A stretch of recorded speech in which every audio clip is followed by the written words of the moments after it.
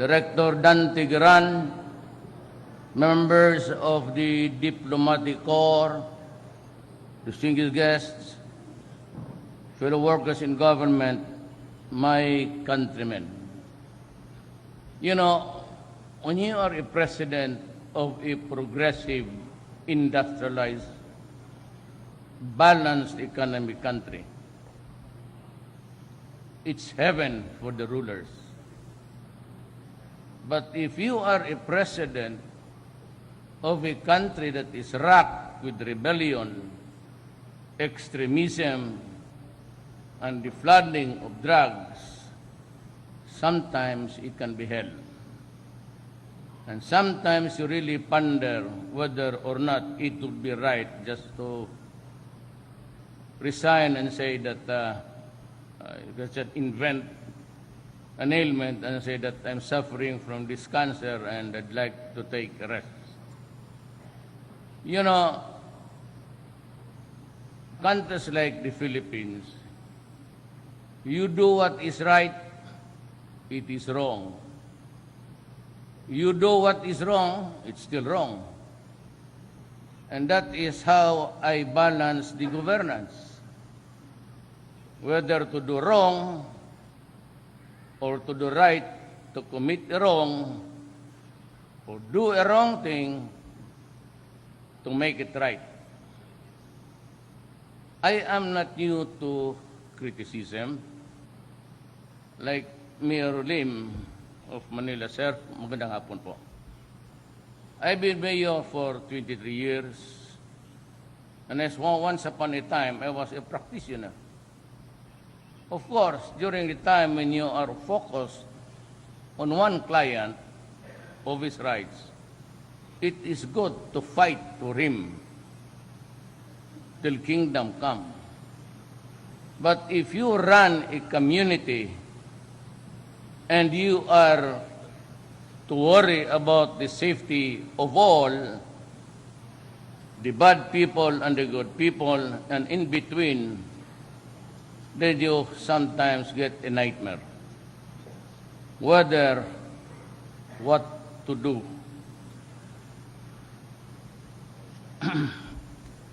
I was a prosecutor for 10 years. And I was doing trial work for about 8 years. And I've seen so many cases, people acquitted because they were really innocent. But I saw so many of my cases also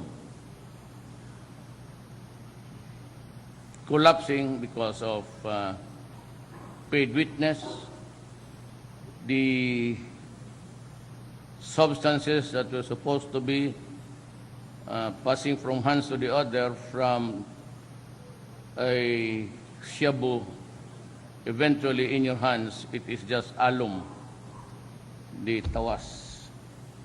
And it could be, sometimes you begin to be despondent on how you really would want to do your case.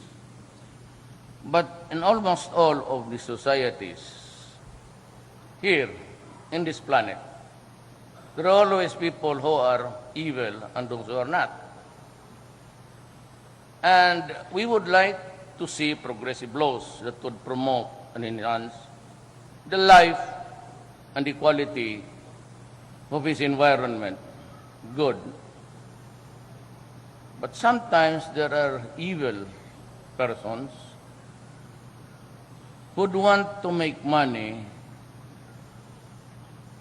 at the expense of the blood and over the bones of his countrymen. For us who have been leaders for a time, we are now made to choose. We choose sometimes what to do. Either we do something to protect society or do something sometimes wrong to protect society.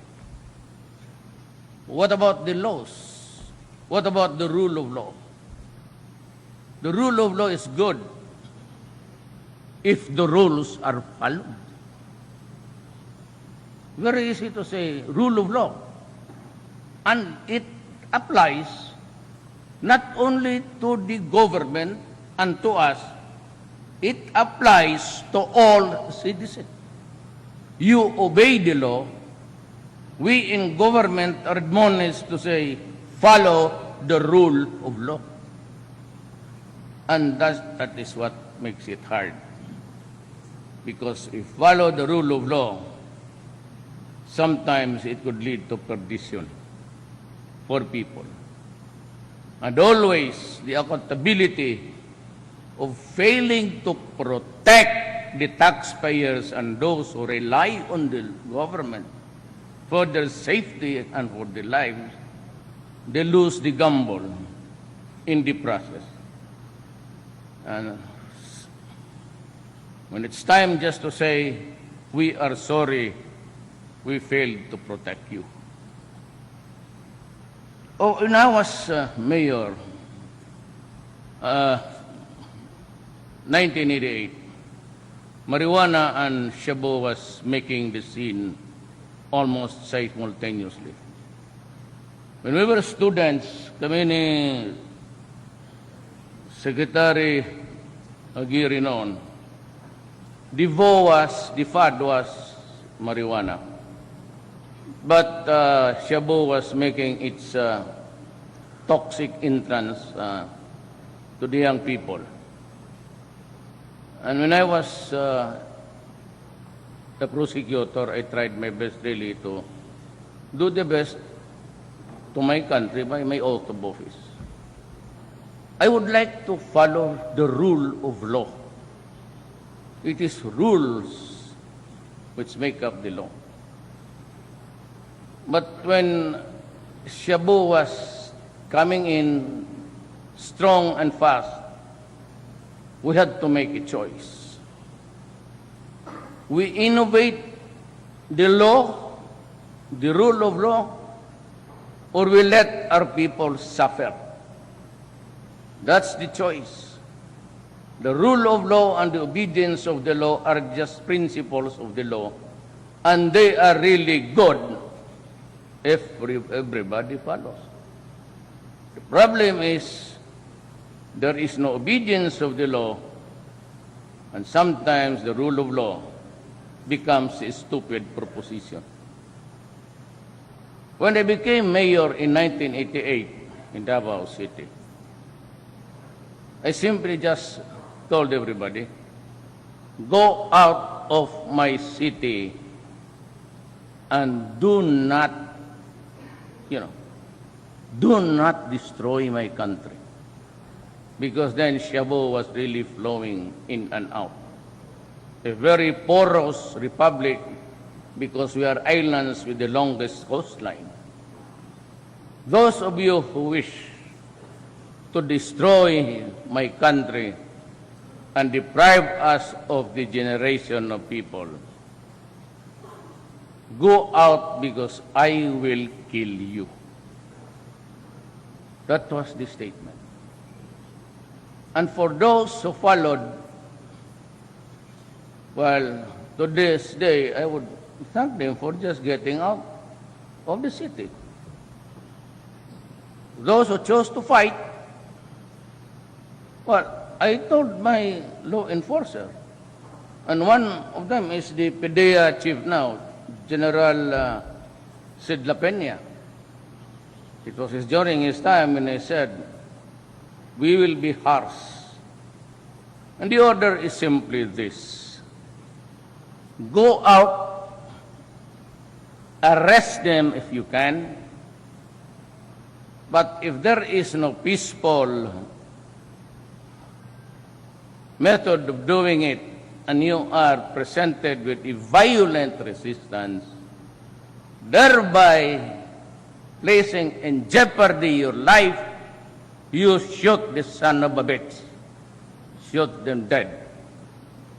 That was the order. And for a reason. You know why? It came from other sources, Americans. It was not our study. It was studied as a result of that long line of boundary between America and Mexico. To date, there has been 63,000 people killed in the internecine conflict there. Ours is 3,000. We do not know how many. We have an accurate count of those who defied the law and got killed in the process. But we do not have the truth and the statistics of how many of the 3,000 were killed, were murdered. But when the human rights came, they would always say, Duterte, under your administration, you have killed 3,000. And I tried to explain that this was not all ours. Remember, I fired 6 generals when I assumed the presidency for involvement in the drug industry. There is a guy here now, just recently, we're digging into the records of the case, and he has not really a fake corporation, but a setup just to launder, to wash the money. And to date, we have the accounting of 5.1 billion pesos. 5.1 billion pesos. One family. You know what? Used to be the NBI, the premier law enforcement agency in this country, I would say. Lawyers, accountants, and well-educated guys. There's a qualifying exam. You cannot come in, you do not do anything. Do that.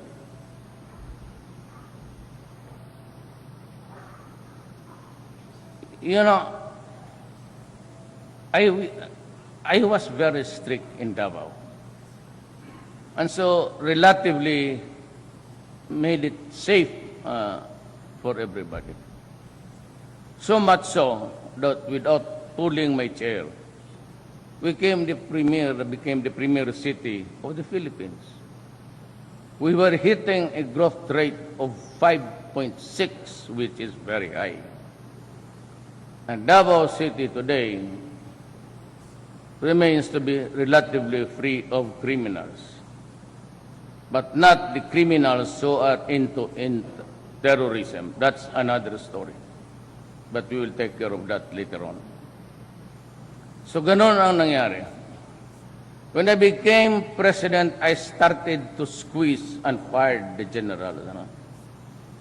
And we were opening a can of worms because the PDEA before under General Santiago, during the time of President Arroyo, gave us a figure of 3 million addicts.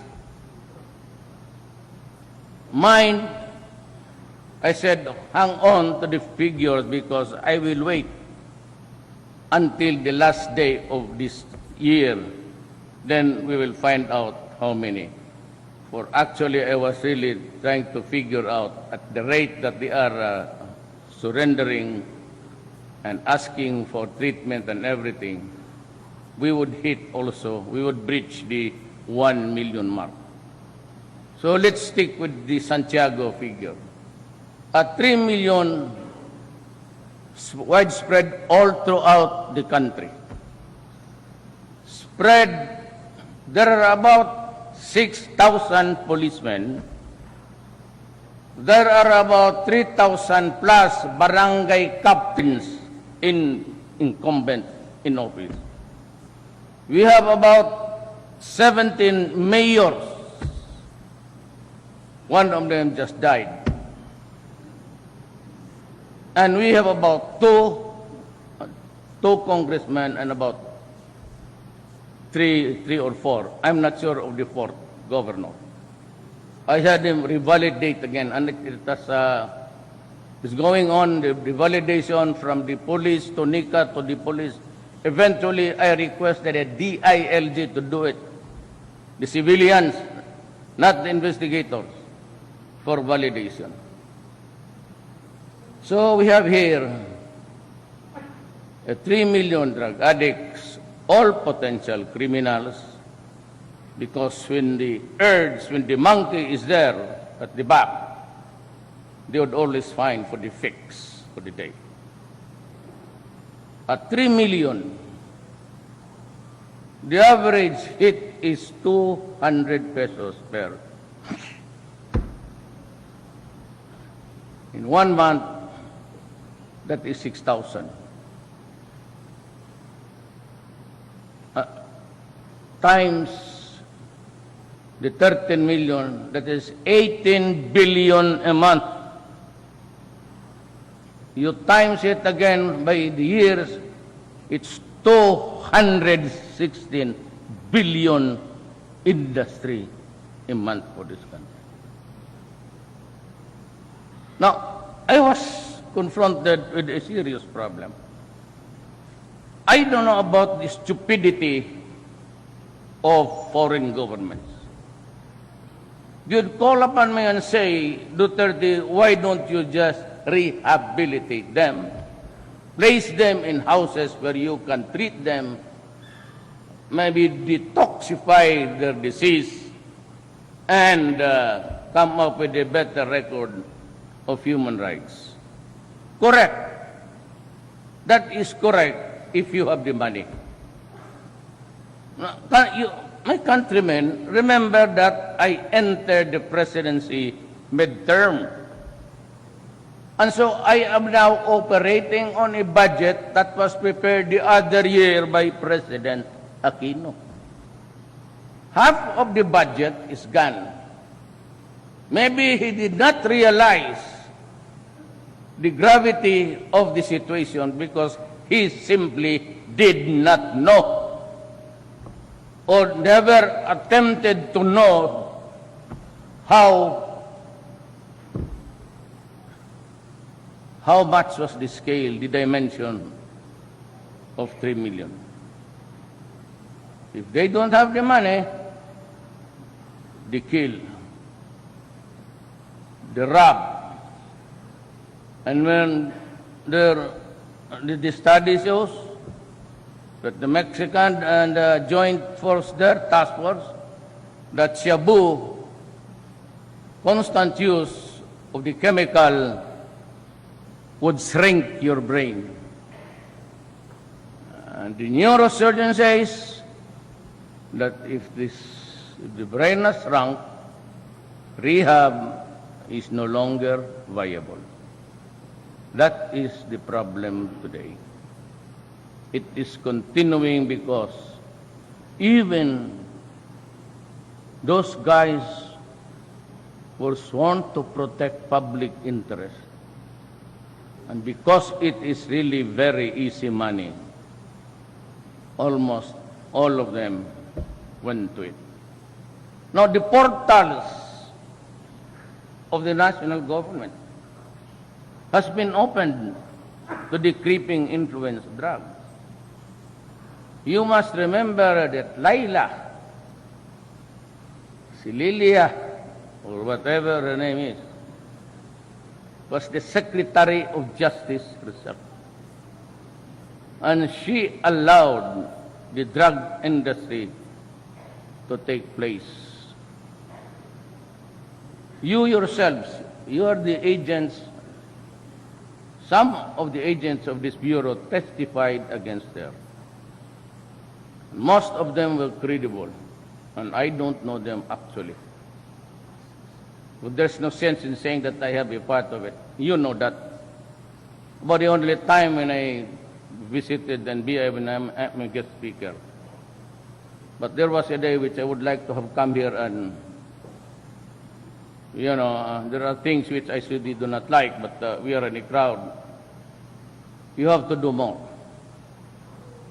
You have to do more, especially on digging records that would show laundered money. I'd like to address myself to the central bank guys and the AMLA. Alam mo, I'd like to warn you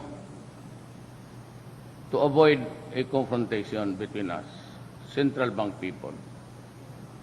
You know, when I was a candidate, there was a guy, a senator, who was so stupid, torpe talaga, said that I had 211 million bank deposit. And I was just curious, if I had that money, why did you not initiate an investigation? For I really have none. So you cannot tell the public because you were protecting somebody, those who are really into money laundering. My case was just simply to ask, tell the public, how much is my worth in this world? And the Secretary of Justice now says that you are hard to deal with. You better go to the Secretary of Justice or I will go to you. I will call for you and you have to answer so many questions to me. You choose.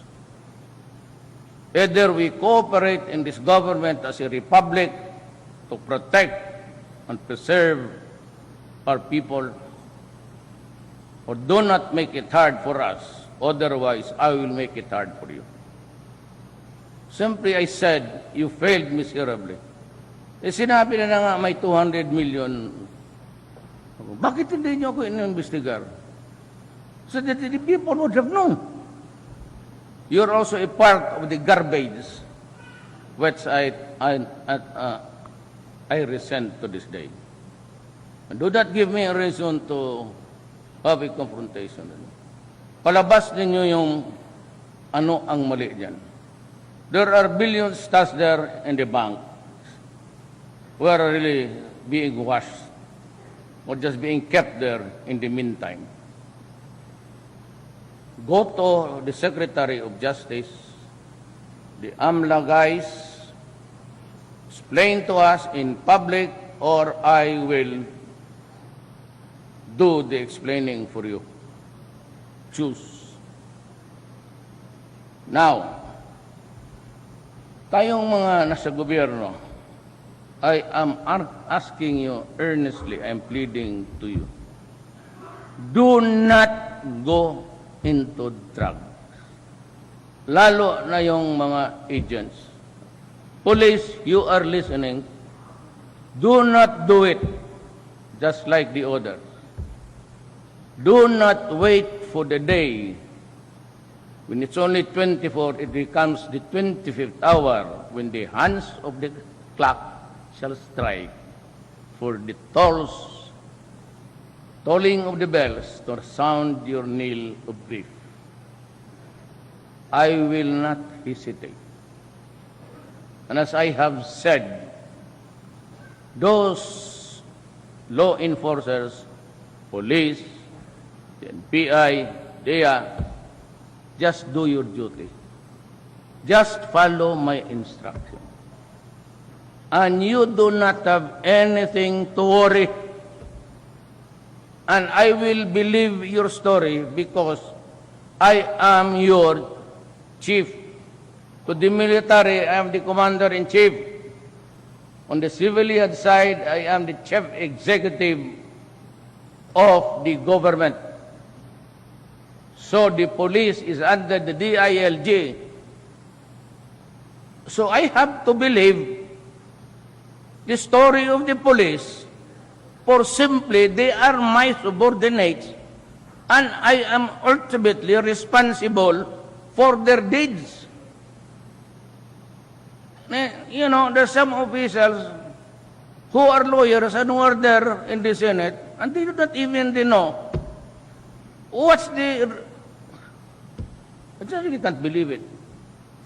Ako yung chief of office. The Secretary of Justice is my alter ego in a government institution. He is the chief of the NBI. What you do is my ultimate responsibility. Now, the PNP is another bureau under the DILG, Department of Interior and Local Government. What you do, guys, I get to answer it. So what you believe was the story, I will adapt it. Yan ang alang na mamaniwala ako doon sa mga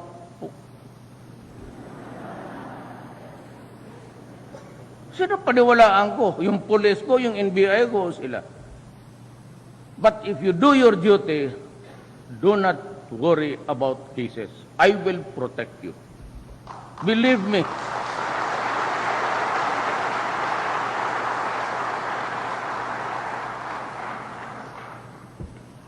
Just do it right.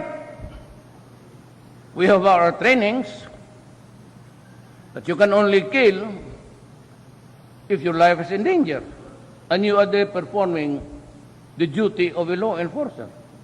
That's about it. Ikaw sabihin mo, sir, ito ang nangyari. Pero pag tinanong kita, just tell me the truth. Baski anong klaseng totoo yan, tell me the truth.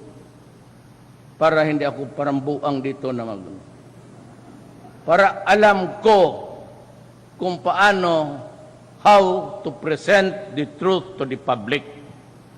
Do not shit with me. Sabihin mo sa akin ang totoo. Lalo na sa trabaho. But, if you are accused of extortion, kidnapping, some of you were involved then, do not do it in my time. You do it, patayin kita. Anong gusto mo? Barret na sniper o ambos o mamili ka? Mamili ka. You start to act with government. Pati ako, lulukuhin mo. Palukuhan. Just tell me the truth. Now in Leyte, they said that there was a rob out. And the police, they shoot out. Sabi ko, I believe the police. Why? Because they are my subordinates. The story of the people whom I give the orders to operate is what I ordered them to do. Kaya ito sila, puprotektahan ko. And if there's somebody who will go to jail, it's me. I will assume full legal responsibility. If it means to say that I'd rot in jail, so be it. No worry, I'm old. Just a few years.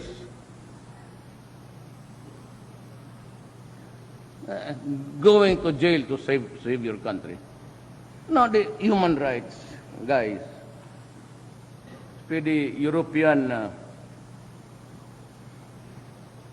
they say that this guy, this mayor has been heard, that he would kill the criminals.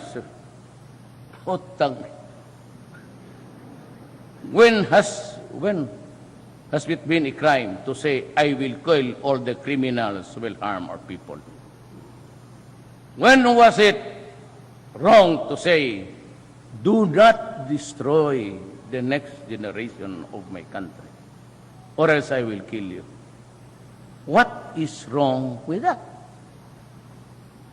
And they want me to face the International Court of Criminal Court. Then, my God, if you have the goods on me, file the case and stop yakking. So that got me into quarrel with. So I never just say every day in the international news networks. I was telling you that 3,000 is not ours. Would you believe it? The first round was not ours. They were doing a cleansing and purging among themselves so that they would not be dragged into the crime scene. I was telling them that and nobody believed me. So what did I do? So I said, putang ina ninyong at mga letse kayo na. Mga gago kayo, mga iyo, mga bobo. Talaga naman bobo kayo. When is it wrong to say, do not harm my country because I will kill you? Is it wrong for the Arabs to say that now? Is it wrong for the Syrians to say it now? Was it wrong for the Iraqi forces to fight? Because their country was being invaded by the United States because there were weapons of mass destruction, only to find out that there was none. Would it be wrong for the Iraqi soldiers to say, we will fight you now, this time, as terrorists?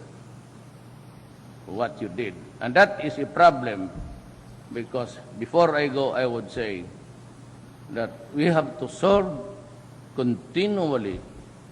It will be a continuous game of the drug because of the money and the looming terrorism in this country. We have a very strong rebellion in Mindanao. Terrorists in Sulu, kidnapping people almost every day, putting a shame to our country. Every time they do it, they slap us internationally. I've been to Indonesia to talk with President Widodo. I just came back from Malaysia, and we have agreed, and our people are talking now.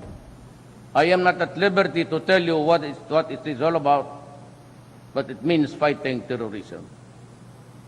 Terrorism. Can you fight them with human rights? Where's the human rights in Syria, in Aleppo now, in Mosul? They're bombing children, killing them, executing everyone. Is there a cry for human rights there? I haven't heard. I haven't heard the human rights crying for that. But we have to prepare for it. Because once the terrorists of the Middle East are deprived of a land area, a real estate, where they can sleep, stand on, or just simply sit down, they would wander to other places. And they will come here. And we have to prepare for that. Remember, these guys, they do not have an iota of what a human right is. Believe me. So we will have a calibrated thing here. I will not just sit down and allow my people to be slaughtered in the name, for the sake of human rights. That's bullshit. That's bullshit.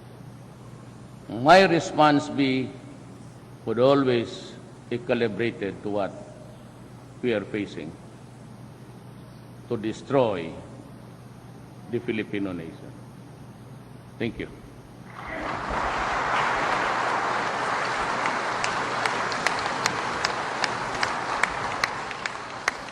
Thank you very much, Mr. President Rodrigo Roa Duterte. May we request President Rodrigo Roa Duterte to please remain on stage for the photo opportunity. May also request the following to go on stage for the photo opportunity with the President. This is actually in 3 batches. I would like to call first the first batch, and the NBI awardees, please come forward.